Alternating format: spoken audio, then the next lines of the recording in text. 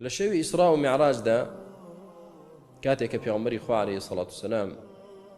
شوروي بيدكريد لا مسجد الحرام وبو قدس الأقصى بيت المقدس ولا بيشوا عروجي بيدكريد وبرز دبيته وبو سروي آسمان كان آسماني حوتم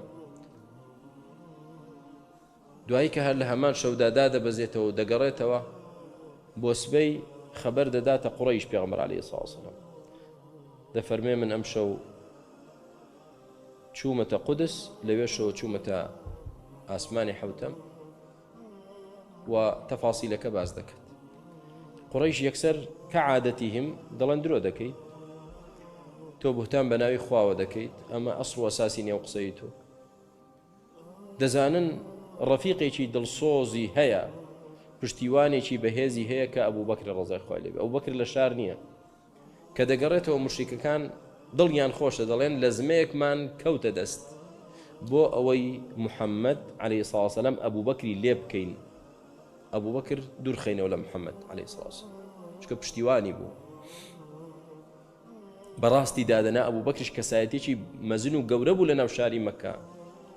ئێستا ئەو کەسایەتیە مەزنە بەرزە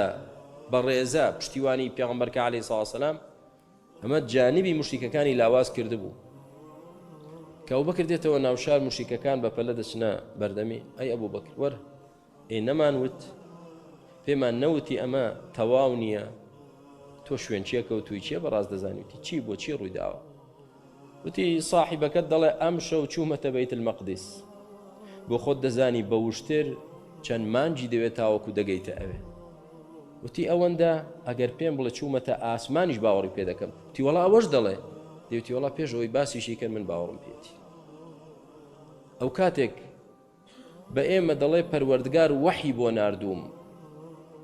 من لەسەر ئەوە باوەڕم پێی هێناوە